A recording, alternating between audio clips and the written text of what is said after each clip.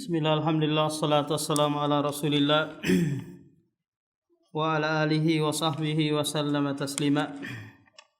Kita lanjutkan pembahasan kitab Sahih Bukhari. Masih dalam kitabul ilmi.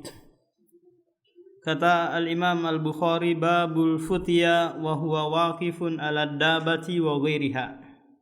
Bab al-futya. Futya ini adalah menjawab pertanyaan.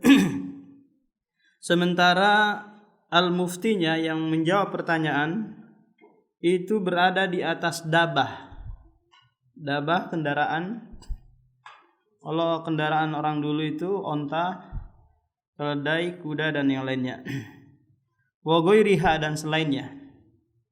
Imam Bukhari mendatangkan bab ini untuk menjelaskan kepada kita bahwa bolehnya al-mufti untuk menjawab pertanyaan meskipun dia di atas kendaraannya.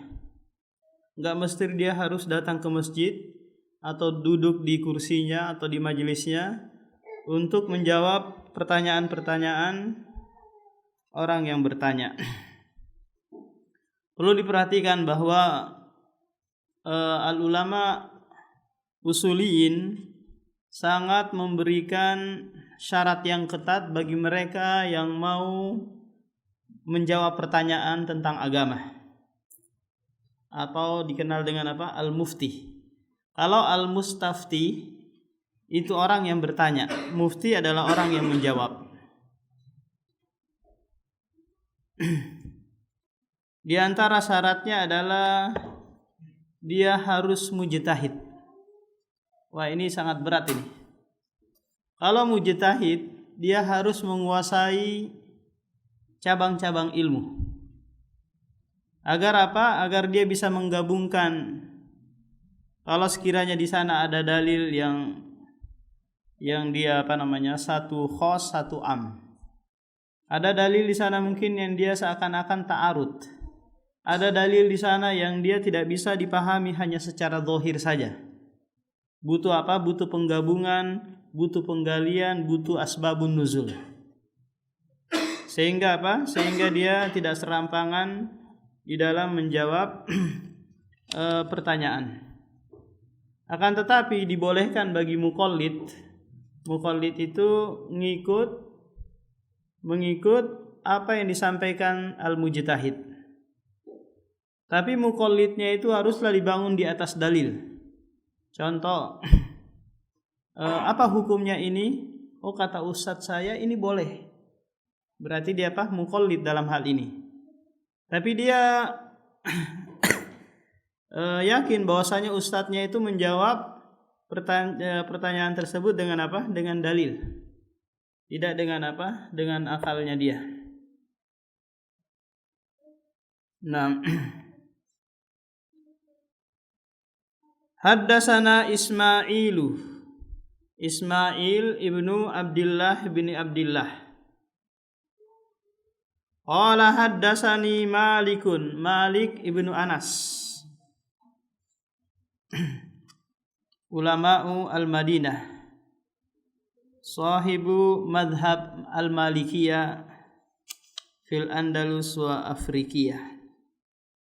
An ibn Shihab Muhammad bin Muslim. An Isa bin Talha bin Ubaidillah. An Abdullah bin Amr bin As. Sahabiyun jalil. Anna Rasulullah sallallahu alaihi wasallam waqafa fi hajjatil wada. Kata Abdullah bin Amr adalah Rasulullah takala dia waqafa, yaitu duduk di atas kendaraannya, di atas ontanya ketika hajjatul wada, haji perpisahan.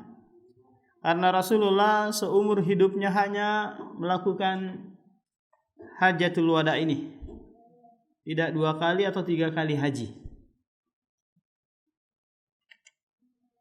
Maka dia dikenal dengan apa? Haji perpisahan.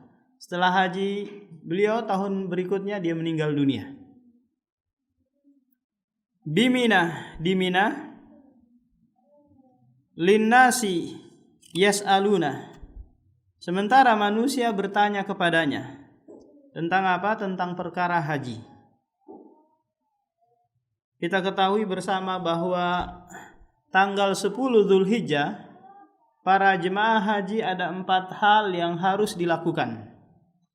Yang pertama adalah Romyu Jumratul Aqobah, yaitu melempar jumroh Aqobah 7 kali. Setiap lemparan mengucapkan apa? Allahu Akbar. Dan dimasukkan ke dalam lubang, bukan seakan-akan melempar syaitan gitu, enggak. Masukkan ke dalam lubang. Mau pelan-pelan ataupun kencang-kencang ada masalah. Yang terpenting adalah masuk ke dalam lubang. Ini yang pertama. Yang kedua adalah al-hadiyu, menyembelih hewan kurban. Ini bisa dilakukan di Mina, bisa pula dilakukan di Mekah.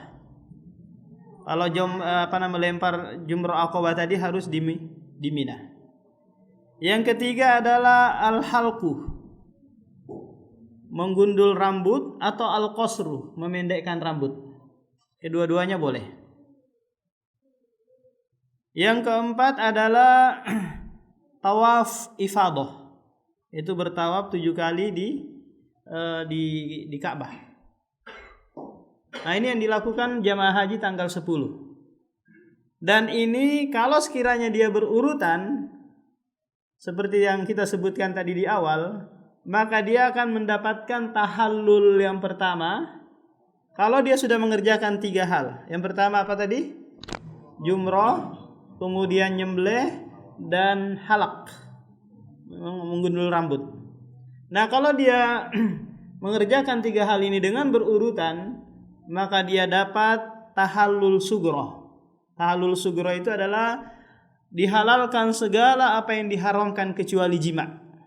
Dia boleh pakai pakaian biasa, dia boleh potong rambut, potong kumis, potong kuku, dan yang lainnya. Boleh pakai peci, atau boleh pakai sepatu, dan yang lainnya. Hal-hal apa saja yang diharamkan bagi jamaah haji itu dibolehkan, kecuali apa? Jima. Ini namanya tahallul sugro. Nah, tak kala dia selesai tawaf ifadah di Ka'bah, maka dia tahallul kubro. Ya, tahallul itu adalah halal. Apa yang diharamkan sebelumnya, itu namanya apa? Tahallul.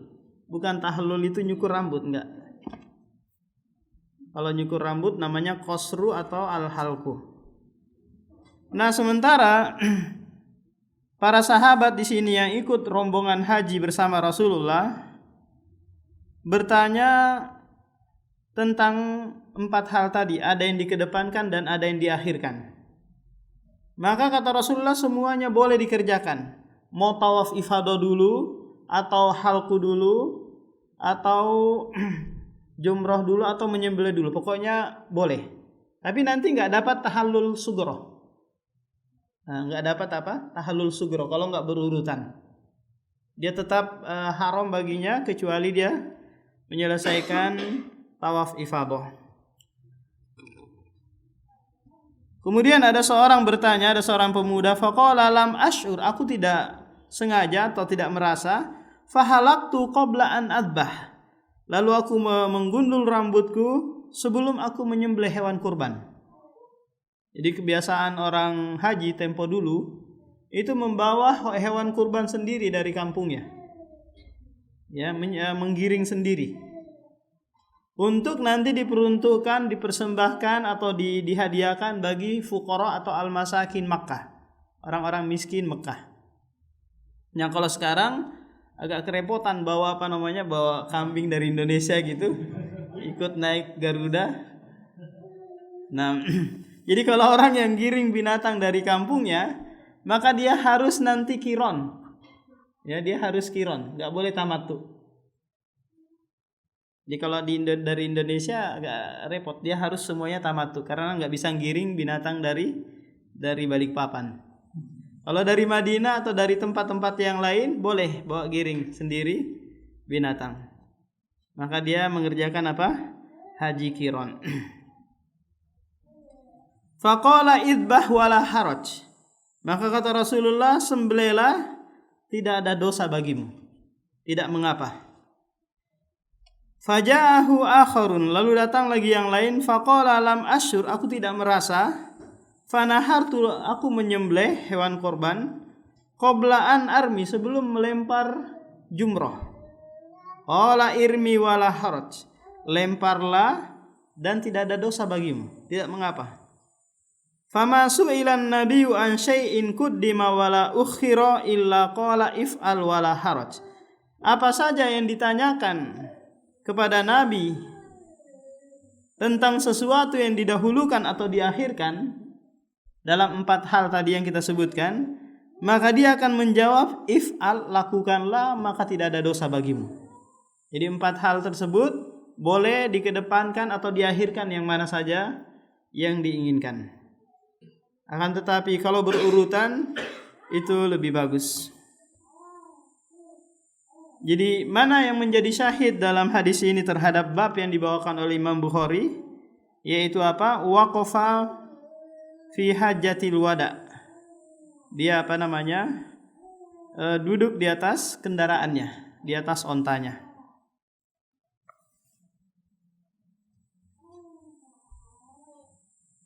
Qala al-Imamul Bukhari babu man ajabal futya bi isyaratil yadi war ra'si.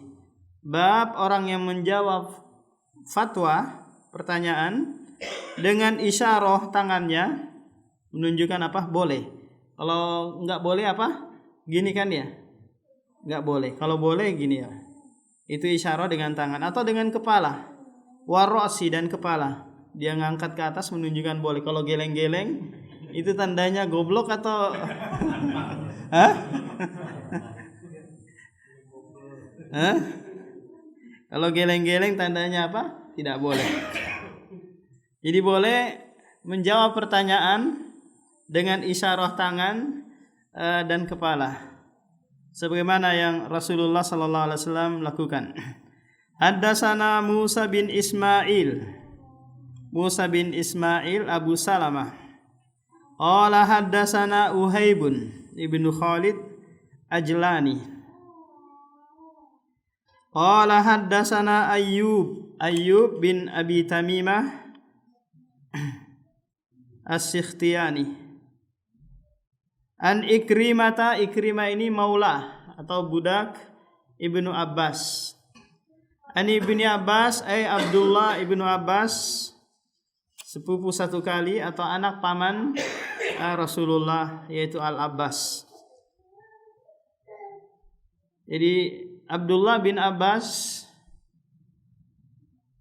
Rasulullah meninggal dunia, dia baru berumur 13 tahun. Jadi tatkala Rasulullah hijrah kemana? Ke Madinah, dia baru berumur 3 tahun. Akan tetapi berkat doa dari Rasulullah sehingga dia memiliki ilmu yang banyak. Allahumma faqihu fid-din wa 'allimhu ta'wil. Anna nabiyya su'ila fi hajjatihi. Bahwasanya Nabi ditanya ketika dia berhaji, faqala dhahabtu qabla an armi. Ini sama dengan sebelumnya. Itu ada orang yang bertanya, cuma jawabannya di sini dengan isyarah. Fa'auma biyadihi, lalu dia mengisyarahkan dengan tangannya. Silakan, menunjukkan apa? Boleh. Kalau gini enggak boleh. Kalau gini ya lakukan. Wala haraj, maka tidak ada dosa. Qala halaqtu qabla an adbah fa'auma biyadihi wala haraj. Lakukan. Tidak ada dosa bagimu. Nah, bolehnya bagi seorang al-mufti untuk menjawab pertanyaan hanya sekedar dengan apa? Dengan isyarah tangan atau dengan kepala. Kalau isyarah dengan badan bisa nggak Pak Joko? Hah? Dia goyang-goyang gitu ya. Nah, yang jelasnya isyarah tersebut mengarah kepada kebiasaan seseorang untuk mengatakan iya atau tidak. Kalau membutuhkan perincian nggak mungkin dengan isyarah. Kalau iya atau tidak cukup dengan isyarah bisa. Haddatsana al-Makkiyu ibnu Ibrahim. Qala akhbarana Hamdalah ibnu Abi Sufyan An Salim. Salim ini adalah cucu Umar bin Khattab. Salim bin Abdullah bin Umar. Tabi'un tabi'in jalil. Qala sami'tu Aba Hurairah. Aba Hurairah Abdurrahman ibnu Sakhrin. Dia ada 20 nama diperselisihkan tentang Abu Hurairah ini. Yang jelasnya yang masyhur namanya adalah Abdurrahman bin Sakhrin. Dijuluki dengan Abu Hurairah karena dia sering bermain dengan apa? Dengan kucing. Hirrah. Anin Nabi qala yuqbadul ilmu wa yadharul jahlu wal fitanu wa yaksurul harju. Qila ya Rasulullah wa mal harju? Faqala hakadha biyadihi faharrafaha ka'annahu yuridul qatlah. Kata Abu Hurairah radhiyallahu ta'ala dari Nabi, bahwasanya Nabi bersabda, ilmu diangkat sehingga apa? Sehingga nampak atau menyebar kebodohan. Ini suatu kelaziman. Tak kala ilmu diangkat dengan diwafatkannya para ulama, maka yang ada hanyalah juhala. Sehingga orang-orang akan pergi kepada juhala. Fasa'alu, lalu mereka bertanya kepadanya, fa'adolla wa adollu, maka dia sesat dan menyesatkan orang lain. Kelaziman berikutnya intasharul fitan, yaitu menyebarnya fitnah. Fitnah di sini adalah ujian, cobaan bagi kaum muslimin. Wa yaksurul harju, dan banyaknya kekacauan. Qila ya Rasulullah wa mal haraj? Dikatakan atau ditanyakan kepada Rasulullah, apa itu al-haraj? Faqala hakadha biyadihi. Hakadha biyadihi, dia mengisyarahkan dengan tangannya. Faharrafahu, harrafa itu dia miringkan. Tahrif itu memiringkan atau memalingkan. Ka'annahu yuridul qatlah, seakan-akan dia apa? Menginginkan haraj di situ adalah pembunuhan. Jadi gimana ini, dibunuh? Selesai. Selesaikan aja. Nah, itu apa? Jadi Rasulullah dalam hadis ini menjawab pertanyaan dengan apa? Dengan isyarah tangannya. Ini dibolehkan. Haddatsana Musa ibni Ismail Abu Salamah. Qala haddatsana Uhaibun ibnu Khalid. Qala haddatsana Hisham bin Urwah bin Zubair. An Fatimah bintu Al-Mundhir bin Urwah bin Zubair. An Asma bintu Abi Bakar As-Siddiq. Jadi dia ini saudara sebapak dengan Aisyah, beda ibu. Qalat ataitu Aisyah, aku mendatangi Aisyah, wa hiya tusolli, sementara Aisyah salat. Fakultu ma sya'nun nas, apa perkaranya manusia, kenapa nih banyak ngumpul? Fa asyarat ila sama, lalu Aisyah tidak menjawab sementara dia dalam keadaan salat ini. Kalau dia menjawab, salatnya batal. Tapi dia mengisyarahkan ke langit. Nah, ini yang menjadi syahid dalam bab ini. Yaitu apa? Bolehnya seorang yang ditanya mengisyarahkan dengan kepala dan tangannya. Atau menjawab dengan kepala, isyarah kepala dan tangannya. Fa idzan nasu qiyamun. Nah, manusia sedang salat. Salat apa ini? Salat gerhana. Karena yang terjadi adalah gerhana matahari. Faqalat subhanallah. Lalu Asma berkata subhanallah. Qultu ayah. Asma berkata lagi ayah. Maksudnya gerhana matahari. Karena gerhana matahari adalah ayatun min ayatillah. Tanda dari tanda-tanda kebesaran Allah. Fa asyarat bi ra'sihi na'am. Aisyah mengisyarahkan lagi dengan kepalanya, iya. Ini lagi jadi syahid dalam bab ini. Fakumtu hatta tajalanil ghasyiyu. Lalu aku ikut salat hingga tajalani al-ghasyiyu, kebingungan menimpaku. Kenapa manusia seperti ini? Faja'altu asubbu ala ra'si, lalu aku menuangkan air ke kepalaku. Fahamidallah, lalu Rasulullah memuji Allah Subhanahu wa taala, wa asna alaihi.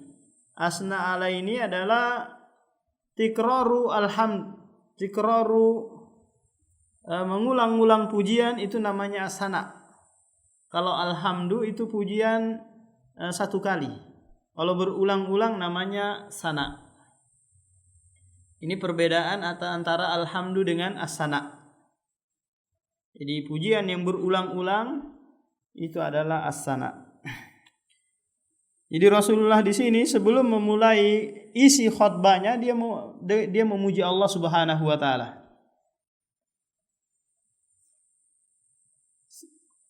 Kemudian summa qala ma min syai'in lam akun urituhu illa ra'aituhu fi maqami. Tidak ada sesuatu yang belum diperlihatkan kepadaku kecuali aku melihatnya di hadapanku saat ini. Tak kala dia berkhutbah, dilihatkan tentang neraka, dilihatkan tentang surga. Ini merupakan kekhususan bagi Rasulullah sallallahu alaihi wasallam. Sebagaimana beliau sering mengucapkan, lau ta'lamuna ma a'lamu la dhahiktum qalila wa la baqaitum katsira. Seandainya kalian itu mengetahui apa yang aku ketahui, maka niscaya kalian akan apa? Banyak menangis, banyak sedikit tertawanya dan banyak menangisnya. Jadi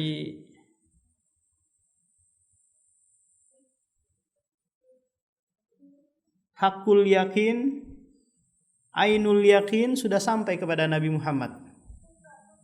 Jadi hakul yakin sama ainul yakinnya sudah sampai. Kita saat ini belum ainul yakinnya belum.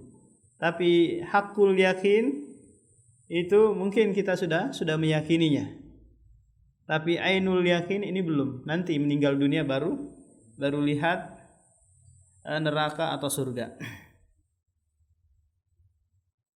Hatta al-jannatu wan nar, hingga surga dan neraka aku melihatnya. Berarti apa? Surga dan neraka sudah ada. Meskipun belum dimasukkan para penghuninya yang ada di dunia saat ini. Tapi dia sudah disiapkan. Adapun tempatnya di mana, wallahu a'lam, apakah di Bali tempatnya neraka ataukah di Balikpapan tempatnya surga, enggak tahu. Itu adalah hal yang gaib yang dirahasiakan oleh Allah Subhanahu wa taala. Fa uhiya ilayya annakum tuftauna fi kuburikum. Lalu diwahyukan kepadaku bahwasanya kalian akan difitnah di dalam kubur kalian.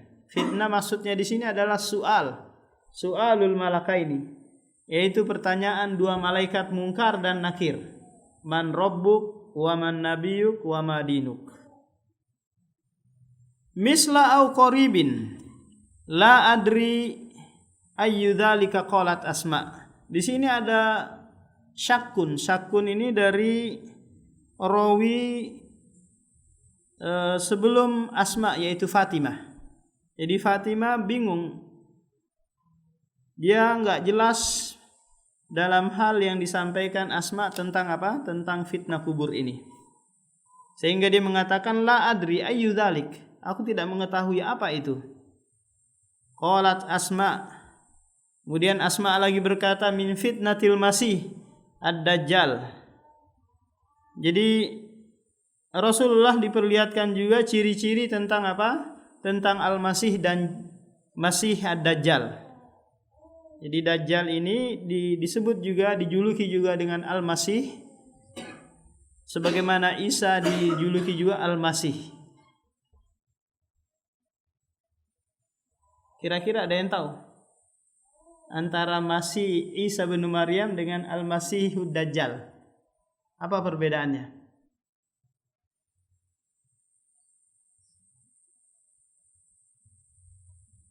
Kira-kira apa Ustaz perbedaannya? Masihu Isa bin Maryam, kemudian Al-Masihu Ad-Dajjal. Masih itu menghapus.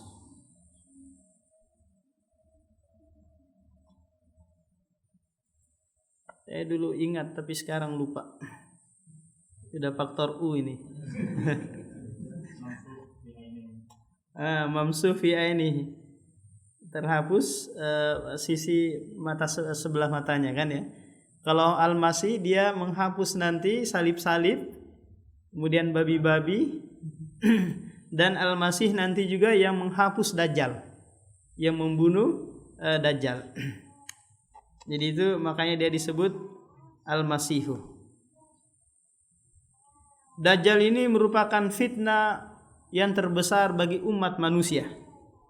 Maka Rasulullah menyebutkan tidaklah setiap nabi melainkan memperingatkan umatnya tentang Dajjal ini.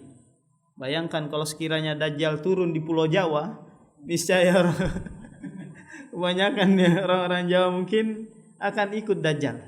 Sekarang aja yang aneh-aneh aja yang mereka ikut gitu ya.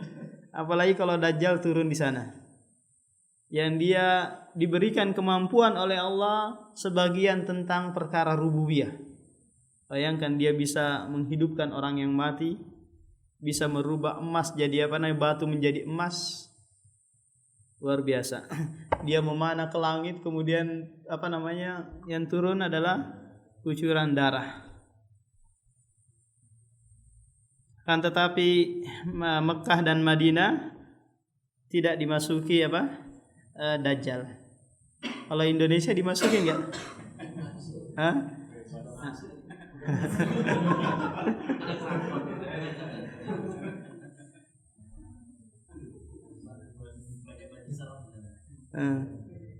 Yuqalu ma ilmuka bihadzal rajuli. Kemudian dikatakan siapa yang berkata di sini adalah malaikat Munkar dan Nakir kepada si mayit, bertanya tentang apa? Tentang Rasulullah. Ma ilmuka bihadzal rajul? Apa ilmumu tentang pemuda ini? Yaitu Nabi Muhammad. Fa ammal mu'minu awil mukinu, adapun orang yang mukmin dan orang yang yakin, la adri bi ayyihima qalat Asma. Kata Fatimah, aku tidak mengetahui yang mana yang jelasnya ini dikatakan oleh Asma. Mukminkah atau mukinkah? Dia ragu di sini. Tidak bisa memastikan mana antara mukmin dengan mukin. Mukin itu adalah orang yang yakin. Fayaqulu huwa Muhammad. Lalu orang mukmin tersebut menjawab dia adalah Muhammad. Rasulullah, utusan Allah, ja'ana bil bayinat, yang datang kepada kami dengan apa? Al bayinat, petunjuk, penjelasan dan petunjuk. Jadi orang mukmin tak kala dia ditanya oleh Munkar dan Nakir di dalam kubur, Allah memberikan ketetapan baginya untuk menjawab. Yusabbitullahu alladhina amanu bil qawli sabiti fil hayati dunya wa fil akhirah. Allah memberikan ketetapan bagi orang-orang mukmin dengan perkataan yang kokoh di dunia dan di akhirat. Di akhirat nanti di mana? Di dalam kubur tak kala menjawab pertanyaan malaikat. Sekarang mungkin kita bisa menjawab, tapi belum tentu bisa menjawab di dalam kubur. Maka banyak-banyak belajar tentang al-usulus salasah, tentang 3 landasan utama, karena di sana dibahas tentang 3 hal tersebut. Tentang Allah, tentang Islam, dan tentang apa? Nabi Muhammad. Fa'ajabna wa atba'na, lalu kami mengijabahi, wa atba'na, dan mengikuti siapa? Nabi Muhammad. Huwa Muhammadun, dia adalah Muhammad, salasan. Dia mengucapkannya 3 kali. Siapa yang mengucapkan ini? Orang mukmin yang sedang ditanya oleh malaikat Munkar dan Nakir. Fayuqalu, lalu dikatakan 6, tidurlah, istirahatlah. Istirahatlah sebagaimana layaknya pengantin baru yang istirahat. Istirahat sampai kapan? Sampai tiupan sangkakala yang kedua. Yaitu apa? Dibangkitkan seluruh manusia yang dimasukkan ke dalam alam barzah untuk digiring menuju padang mahsyar. Solihan, solihan di situ diterjemahkan apa? Tenang ya. Tidurlah dalam keadaan tenang. Soleh di sini adalah hal yang menjelaskan keadaan. Qad alimna in kunta lamukinan bihi. Sungguh kami telah mengetahui engkau yakin dengannya. Yakin dengan Nabi Muhammad. Wa ammal munafiku, adapun orang munafik takala ditanya di dalam kubur, awil murtab, di sini Fatimah ragu lagi. Munafik kah atau al-murtab? Murtab ini orang yang ragu. La adri ayu dzalika qalat Asma. Aku tidak mengetahui tentang hal itu apa yang dikatakan oleh Asma. Asma bintu Abi Bakar. Apakah munafik ataukah murtab? Jadi rawi takala dia ragu, ragunya ini la yadurrul hadis, tidak memudaratkan hadis. Kenapa? Karena dia mendatangkan dua hal yang memungkinkan salah satunya pasti benar. Paham? Jadi kalau seorang ragu 50-50 gitu pasti ada yang benar salah satunya.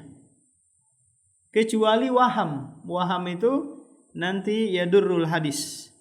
Menyebabkan hadis itu apa? Dhaif. Karena dia dhaful hifdhi, lemahnya hafalan. Fayaqulu la adri, lalu si munafik tadi yang ditanya oleh malaikat, la adri, aku tidak mengetahui. Sami'tun nas, aku mendengar manusia yaquluna syai'an faqultuhu. Aku mendengar manusia berkata tentang sesuatu lalu aku mengatakannya. Berarti apa? Dia taklid. Dia ikut-ikutan. Dia tidak mengilmui tentang apa? Tentang Nabi Muhammad, tentang Allah, tentang Islam. Dia ngikut-ikut aja, orang beragama Islam saya ikut. Dia enggak mempelajarinya. Maka disinilah menunjukkan bahwasanya taklid dalam hal akidah itu tidak boleh. Ya, bertaklid atau ikut-ikutan dalam hal akidah itu tidak boleh. Kenapa? Karena munafik di sini dia taklid, ya ikut-ikutan kepada manusia, apa yang diucapkan manusia dia ikut saja tanpa mengetahui dalilnya atau landasannya. Nah, di dalam hadis ini menyebutkan tentang perkara yaumul akhirah, tentang perkara akhirat. Berawal dari apa? Pertanyaan malaikat di dalam kubur, kemudian tentang surga dan neraka. Mana yang menjadi syahid dalam bab ini? Yaitu isyarah dari Aisyah tadi tentang apa? Tentang pertanyaan dari Asma. Jadi Asma bertanya sementara Aisyah dalam keadaan sholat. Boleh enggak kiranya seperti ini? Jadi ada seorang ustadz mungkin ditanya, ya ustadz, gimana hukumnya poligami? Dia sementara sholat ini, boleh dia mengisyaratkan? Nggak boleh. Nggak boleh gitu. Nah, kalau dia jawab, maaf ya akhi, itu butuh perincian itu. Kalau sekiranya kondisimu nggak mampu memberikan nafkah kepada istri yang kedua, nggak boleh, maka nggak boleh.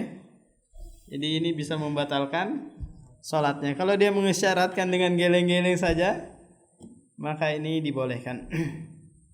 Karena harakatu fis sholalil haja dibolehkan, yaitu bergerak atau melakukan gerakan dalam sholat yang dibutuhkan, itu tidak yubtilus sholat, tidak membatalkan sholat.